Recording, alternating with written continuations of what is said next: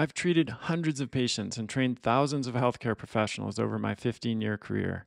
And one thing I've learned through that experience is that most people are really confused about supplements, or they lack a clear strategy or plan for how to use supplements to improve their health. That's why I created Adapt Naturals. It's a supplement line designed to add back in what the modern world has squeezed out and help you feel and perform your best. Our ancestors' diets were rich in the essential vitamins and minerals and phytonutrients we need for optimal function.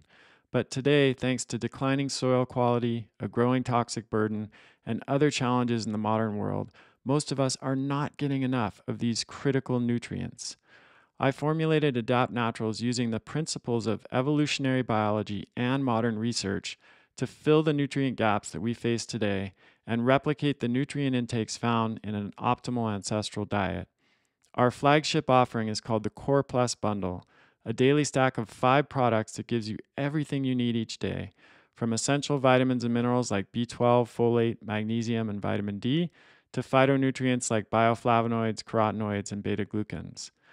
You can also order the products in the bundle separately if that works better for your needs.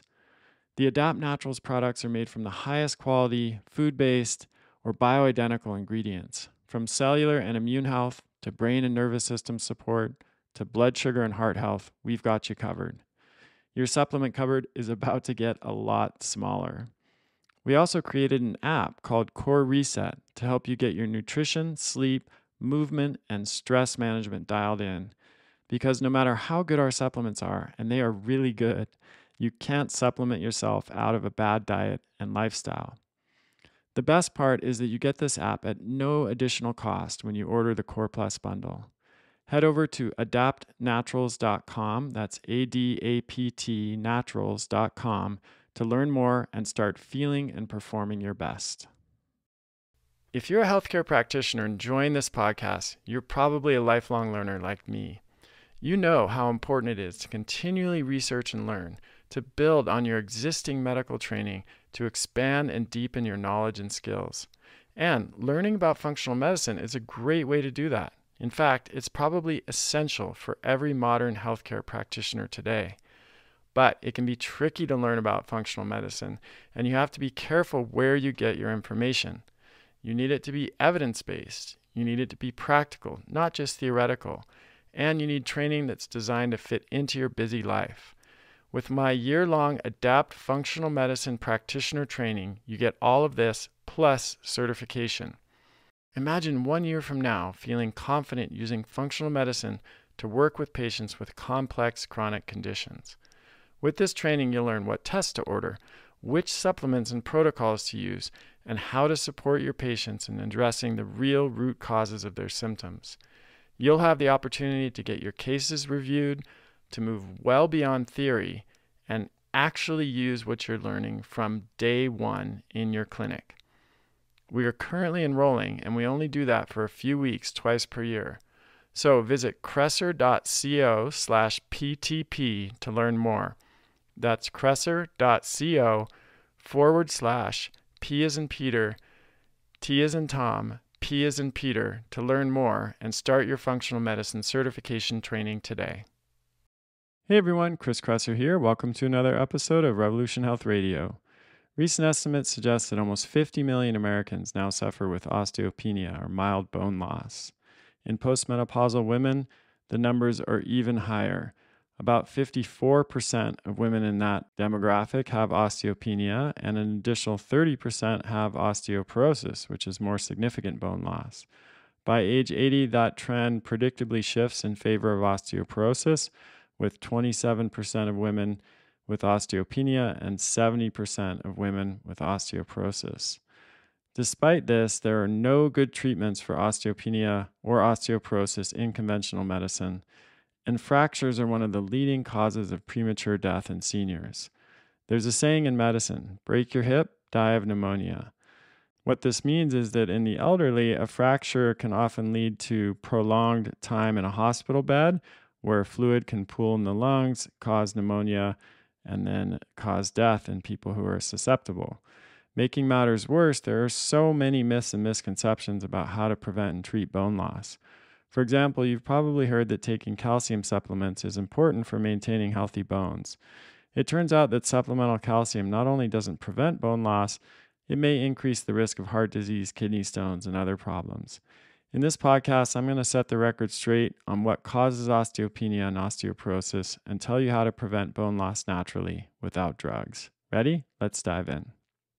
So let's start with a definition of terms. Osteopenia refers to a decrease in bone mineral density below normal reference values, yet not low enough to meet the diagnostic criteria for osteoporosis.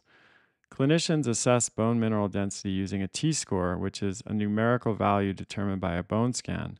A T-score of -1 to -2.5 suggests osteopenia, whereas a score below -2.5 indicates osteoporosis. Bone mineral density increases from birth and usually peaks during early adulthood. Women typically reach 95% of their maximum bone density by age 17, and men reach that level by age 21. After age 30, there's a gradual and natural bone mass reduction that takes place over the ensuing decades into later life. In mainstream medicine, scientists recognize that both genetics and lifestyle factors play a role in determining how fast that bone mass reduction occurs. But the focus seems to overwhelmingly be on the impact of a single nutrient, calcium, rather than acknowledging other crucial factors like overall diet quality and nutrient status, hormone balance, weight-bearing exercise, and body mass. I'm going to start by debunking the myth that calcium supplementation is beneficial for preventing age-associated bone loss, and then I'll talk about other factors that are important for maintaining bone health and even reversing osteopenia and osteoporosis once those processes have begun. Calcium metabolism is undoubtedly critical, but there's been too much focus on calcium itself, which has led to high-dose calcium supplementation that's not only ineffective, but harmful. You can check out my article, Why You Should Think Twice About Taking Calcium Supplements, for more detailed information here. You can Google it, or I'll link to it in the show notes. But I want to summarize some of the findings. A 2012 analysis found that consuming a high amount of calcium beyond recommended dietary guidelines, typically from supplementation, provided no benefit for hip or lumbar vertebral bone mineral density in older adults. A 2007 study published in the American Journal of Clinical Nutrition found that calcium supplements don't reduce fracture rates in postmenopausal women and may even increase the rate of hip fractures. But beyond being ineffective for bone health, standard calcium supplements are associated with some pretty serious health risks. A 2012 study of 24,000 men and women aged 35 to 64 years, published in BMJ, found that those who used calcium supplements had a nearly 140% greater risk of heart attack during the 11-year study period, while intake of calcium from food did not increase the risk. A meta-analysis of studies involving more than 12,000 people, also published in BMJ, found that calcium supplementation increases the risk of heart attack by 31%, stroke by 20%, and death from all causes by 9%. And finally, an analysis involving 12,000 men published in JAMA Internal Medicine found that intakes of over 1,000 milligrams of supplemental calcium per day from multivitamins or individual supplements was associated with a 20% increase in the risk of death from cardiovascular disease. But there are other risks too. Daily supplementation of calcium at 1,000 milligrams, which is a typical dose, is associated with increased prostate cancer risk and an increase in kidney stones. A recent Swedish study reported a 40% higher risk of death among women with high calcium intakes, 1,400 milligrams and above, and a 157% higher risk of death in those women that were taking a 500 milligram calcium supplement daily. Those rates were compared to women with moderate daily calcium intakes between 600 and 1,000 milligrams. So to really improve our bone health, we have to look beyond calcium as an isolated nutrient. It's important to understand that many nutrients influence and regulate calcium metabolism. The most important are vitamin D, vitamin K2, magnesium, silica, and collagen. Vitamin D increases calcium absorption and supports calcium metabolism. Vitamin K2 ensures that calcium gets into the bones and teeth and stays out of soft tissue. Magnesium is required for calcium absorption and utilization, And magnesium deficiency causes calcium deficiency and hypoparathyroidism, which also affects calcium levels. Silica is the third most abundant trace mineral in the body after iron and zinc. It assists calcium and magnesium metabolism. Collagen is one of the most abundant proteins naturally found in the body and provides strength and stability to connective tissues. Collagen production is integral for healthy skin, hair, nails, and bones. Both collagen and silica assist new bone formation by stimulating osteoblasts, our bone building cells. Collagen and silica also prevent bone breakdown by inhibiting osteoclasts, our bone resorbing cells, which try to break down bone tissue and release minerals required for strong bones into the rest of the body. One study indicated that daily silica consumption improved bone mineral density of participants, with a group who consumed 40 milligrams recording a bone mineral density that was 10% higher than participants who consumed 14 milligrams of silica daily. Recent research has also suggested a role for several B vitamins, especially B2, B6, folate, and B12, and vitamin C and E in bone health. Tocotrienols, a recently discovered form of vitamin E, are especially beneficial.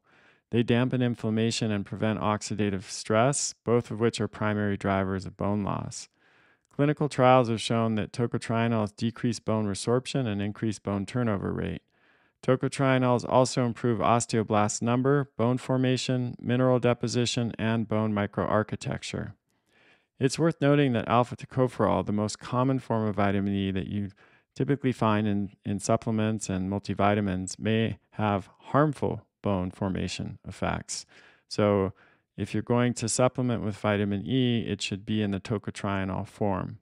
So nutrients are critical for bone health, and I would argue probably the most important factor that prevents bone loss and can even reverse it once it's started. But there are other considerations beyond diet and nutrition. One is inflammation. Several different inflammatory cytokines have been implicated in the development of osteoporosis. Certain pro-inflammatory cytokines play critical roles both in the normal bone remodeling process and in the pathogenesis of perimenopausal and late life osteoporosis. Studies have shown that osteoporosis is much more common in people with chronic inflammatory conditions like Crohn's disease or ulcerative colitis, rheumatoid arthritis, and Hashimoto's. High levels of C-reactive protein, an inflammatory marker, are associated with low T-scores and poor bone mineral density. Given all of this, some scientists have argued that osteoporosis should be classified as an immunological disorder. In fact, they've even coined a term for the impact of inflammation on the aging process, inflammaging. And one of the biggest impacts of inflammation is on bone mineral density. So if you're struggling with osteopenia or osteoporosis, you have to check for inflammation and sources of inflammation and address that to really make significant progress. Another factor, speaking of inflammation, is gluten intolerance. For people who have an immune response to gluten, including those with celiac disease, strictly avoiding gluten is essential for preventing osteopenia and osteoporosis. And one of the biggest reasons for this is that consuming gluten when you have an intolerance to it triggers inflammation. For people with celiac disease and non-celiac gluten intolerance, every time they eat gluten, they are triggering an immune response that leads to systemic inflammation. So it should come as no surprise that a decrease in bone density is one of the first symptoms of celiac disease, even in otherwise asymptomatic patients. In other words, some patients who have celiac or non-celiac gluten intolerance will eat gluten and they don't get the telltale gut symptoms that other patients do. For them, bone loss or a decrease in bone density is one of the first predictable symptoms that can be objectively observed. But the good news is that those who have reduced bone mineral density from previously undiagnosed and untreated celiac disease or gluten intolerance can significantly improve their bone strength simply by following a gluten-free diet. Another factor is the gut-bone axis. Studies have shown that there's an association between the gut microbiota and bone health. Bone complications are often seen in people with gastrointestinal disorders, as I just mentioned. Gut and systemic inflammation are also associated with increased production of cytokines that are key contributors to bone loss. Immune cells that are activated by microbes in the gut can migrate to the bone and directly regulate bone remodeling via osteoclast inducing factor, rankle, and other bone active molecules. Increased levels of activated innate immune cells have been shown to increase expression of the signaling molecule TNF alpha in the bone marrow. And TNF alpha stimulates stem cells in the bone marrow to differentiate into osteoclasts. This tips the normal balance of bone resorption and formation, resulting in higher levels of bone breakdown and lower bone density. Disruption of the gut microbiota can significantly reduce absorption of the nutrients that are critical for bone health. So, this is a double whammy effect where the mechanisms I just described directly reduce bone mineral density, but then these gut issues also lead to lower levels of the nutrients that we know contribute to bone health. And in addition to reducing absorption and metabolism of bone-friendly nutrients, microbes themselves also synthesize some of these nutrients, which include thiamine, B1, niacin, B3, pantothenic acid, B5, biotin, B7, folate, which is B9, pyridoxal phosphate, which is B6, and vitamin K2. If you're just picking up whatever salt is available at your local grocery store, I'm really excited to tell you about Kalima salt. I first came across it a couple years ago, and right from the start, I knew it was different. It has these large kind of crystals and flakes. It's crunchy, it's bright white, and the taste was different than anything else I'd experienced before. It's a great finishing salt for meat or fish or sprinkling on top of vegetables, and we use it every day in our house. I feel good about buying it because it's free of ocean-borne microplastics, unlike most salts on the market today. And when I buy it, I'm supporting the local salineros who harvest the salt in Mexico. If you want to learn more and check it out for yourself, head over to kressersalt.com, and they have a special offer for Revolution Health Radio listeners where you get a free bag with your first purchase. No discount code necessary. Just go to kressersalt.com. Paleo Valley's beef sticks are definitely one of my favorite snacks. They're unlike anything else on the market. They're made from 100% grass-fed and grass-finished beef and organic spices, and they are naturally fermented, which gives them this really amazing flavor. In fact, they were recently voted in Paleo Magazine as one of the top snacks of the year. One reason I love Paleo Valley is that they're committed to making the highest quality whole food products that are free of junk ingredients. They're compact and easy to take on the go, especially when I'm out in the mountains and away from civilization. Go to paleovalley.com/Chris and use the code Kresser15 to get 15% off.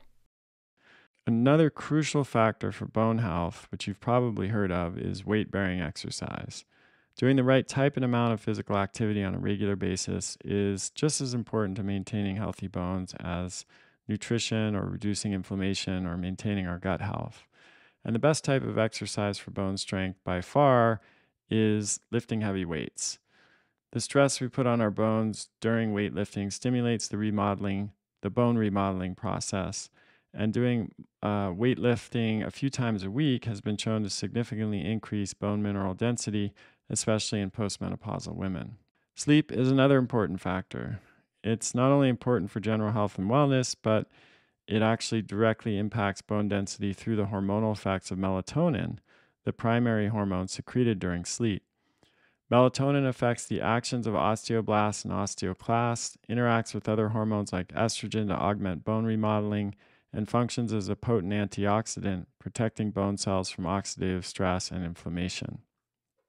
Speaking of stress levels can directly impact your bone health. It's well known that the long-term use of corticosteroid medications, which suppress cortisol levels, cause bone loss and can lead to osteoporosis.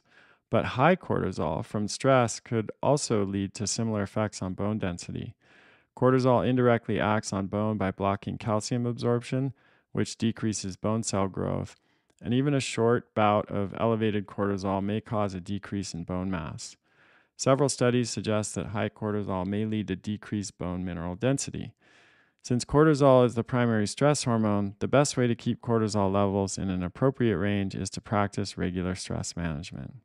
And finally, I'm probably preaching to the choir here, but it is important to remember that both cigarette smoking and excess alcohol consumption have been linked to reduced bone mineral density. So if you are smoking or regularly drinking in excess, stopping those habits as soon as possible should be the number one priority for keeping your bones healthy. Okay, so let's put all of this together into an approach that you can use to naturally improve your bone mineral density. So, step one would be to get as much calcium as you can from the diet rather than supplements. You really have to consider bioavailability here, which is the amount of a given nutrient that we can actually absorb and utilize. If you look at the amount of calcium in spinach, on paper, it looks pretty good, but we only absorb about 5% of the calcium that we consume in spinach because of the presence of a compound called oxalic acid that inhibits calcium absorption. Conversely, with dairy products, the bioavailability of calcium is a little above 30%, so roughly 6 times higher than it is in spinach. So, to get the same amount of bioavailable calcium that you get in an 8-ounce glass of milk, you'd have to consume 8 cups of spinach. That's a huge difference. And it's really something you need to be aware of when it comes to getting calcium from food. Cruciferous vegetables are a good source of calcium, and the calcium is fairly bioavailable in those foods because they don't have a lot of oxalic acid. Canned bone in fish like sardines or salmon, where the bones are soft and you're able to consume them, those are a great source of calcium as well. And that's probably one of the main ways our ancestors got calcium, in addition to eating meat on the bones. Dark leafy greens like spinach, what I just mentioned, are relatively high in calcium on paper, but they contain oxalic acid and for that reason are not great sources of calcium. And then seeds like poppy and sesame and almonds are decent sources of calcium, but the bioavailability is lower in those foods than it is for dairy products, or bone-in fish, or cruciferous vegetables. But there are other nutrients, as we discussed, that are important for bone health, like vitamin C, D, E, K2, B vitamins, magnesium, collagen, and silica. And the best way to ensure that you're getting enough of these is a nutrient-dense whole foods diet with plenty of animal products, seafood, fruits and vegetables, eggs, dairy products if you tolerate them, nuts and seeds, and tubers. Just eating a broad variety of those foods will be a good starting place for making sure you're getting all of those other nutrients. And organ meats within the category of animal products are the highest source of many of those nutrients that I just mentioned. Of course, we also want to focus on our gut health because of the gut bone axis that we discussed. So, consuming plenty of fermentable fibers that nourish and feed our gut microbiota, fermented foods which contain probiotics, drinking bone broth, etc.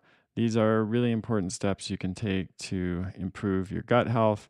And if you need more support here, check out my website, chriskresser.com. We've got a free ebook on gut health, and that can point you in the right direction.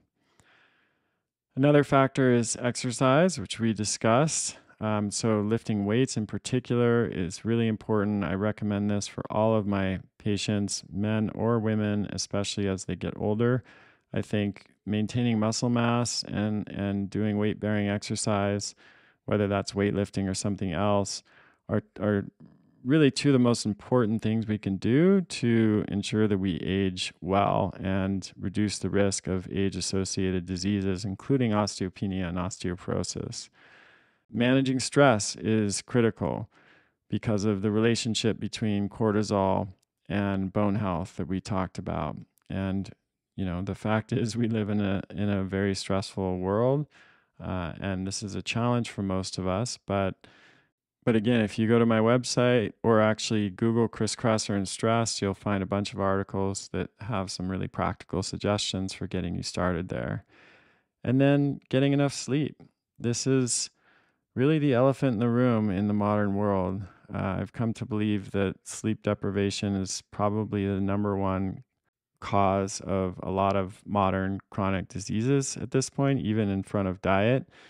You can survive for pretty long on a poor diet. You won't feel well, you won't perform optimally, but you can survive.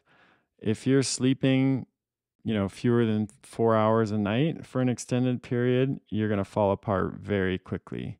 So I'm concerned about how common sleep deprivation has become and the impact that that's having on our health, not just with bone loss, but pretty much every modern chronic condition. So I really can't emphasize enough the importance of getting 7 to 8 hours of sleep a night. And I've written and spoken a lot about this elsewhere. Again, you can Google Chris Kresser and sleep, get lots of really actionable and practical tips on how to do that. But you have to make it a priority. That's something that you just have to do on your own. You have to commit to that, and you have to commit to making time for it. And then once you do, there are a lot of things you can do from a diet, lifestyle, and behavior perspective to improve your sleep. And last but not least is smart supplementation. It's no longer possible to meet all of our nutrients from food, sadly, but supplementation can help close the gap. And this is the main reason that I created the Core Plus bundle from Adapt Naturals. It has numerous benefits for bone health. BioVail Multi, which is our essential multivitamin, multimineral, and phytonutrient blend, meets or exceeds the RDA and nutrients that support bone health, like vitamin C, D, magnesium, and silica. It has a full spectrum K2 blend with MK4, MK6, MK7, MK9. It contains a very low dose of calcium, only 50 milligrams. So nowhere near those higher doses of 500 milligrams to 1,000 milligrams that cause the issues associated with calcium supplementation. BioVail Organ is a rich source of B vitamins like B2, B6, folate, and B12 that we now know are important to bone health. It's a blend of 5 organs: liver, heart, kidney, pancreas, and spleen, which are 5 of the 10 most nutrient-dense foods that we can eat. And it's also a good source of collagen. BioVail E Plus provides 300 milligrams of delta and gamma tocotrienols. I talked earlier in the show about the exciting benefits of tocotrienols for bone health. And unlike tocopherols, which are the more common form of vitamin E that most people are supplementing with, tocotrienols are not associated with a higher risk of cancer or heart disease over the long term. BioVail Myco contains mushrooms that have anti-inflammatory and antioxidant effects. And as we discussed, inflammation and oxidative stress are primary drivers of bone health. They're also a rich source of beta-glucan, which is a unique soluble fiber with numerous benefits for gut health, and it improves the gut-bone axis. Studies have shown that mushroom extracts from reishi, turkey tail, maitake, and shiitake decrease bone resorption and improve bone formation. And mushrooms are also a good source of the essential nutrients that support bone health. Finally, BioVail Mag has 300 milligrams of buffered magnesium chelate, which is a highly bioavailable form of magnesium. This is important because a recent study suggested that most Americans are falling 200 to 300 milligrams per day short of magnesium. So BioVail Mag can help close this gap. And as we know, magnesium is critical for bone health. But with the Core Plus bundle, you also get the Core Reset program. So this is an app that will help you dial in your diet, physical activity, stress management, and other lifestyle factors. It has recipes, meal plans, shopping lists, guided audio and video movement practices, and stress management and meditation practices. And it has a 28-day kickstart program to help you get all this stuff dialed in and make sure that you're doing all of the diet and lifestyle things right so that you can create that solid foundation for good bone health. And the great thing about the Core Reset app is that it's provided at no additional charge when you order the Core Plus bundle. So you can go to adaptnaturals.com to learn more and get started. I hope you enjoyed this show. Osteopenia and osteoporosis are much more preventable than conventional medicine would have us believe. And it's really important to do that because, as I mentioned in the beginning of the show, fractures are one of the leading causes of age-associated early mortality or early, premature death. And it just makes so much sense to do everything we can to prevent this because speaking personally, I want to be active and continue to do all of the things that I enjoy well into my older years, and maintaining healthy bones and adequate muscle mass are the two most important things to make that possible. So, hope this was helpful, and I will talk to you next time. That's the end of this episode of Revolution Health Radio. If you appreciate the show and want to help me create a healthier and happier world, please head over to iTunes and leave us a review. They really do make a difference. If you'd like to ask a question for me to answer on a future episode, you can do that at kresser.com/podcast question. You can also leave a suggestion for someone you'd like me to interview there. If you're on social media, you can follow me at twitter.com/KrisKresser or facebook.com/KrisKresserLAC. I post a lot of articles and research that I do throughout the week there that never makes it to the blog or podcast, so it's a great way to stay abreast of the latest developments. Thanks so much for listening. Talk to you next time.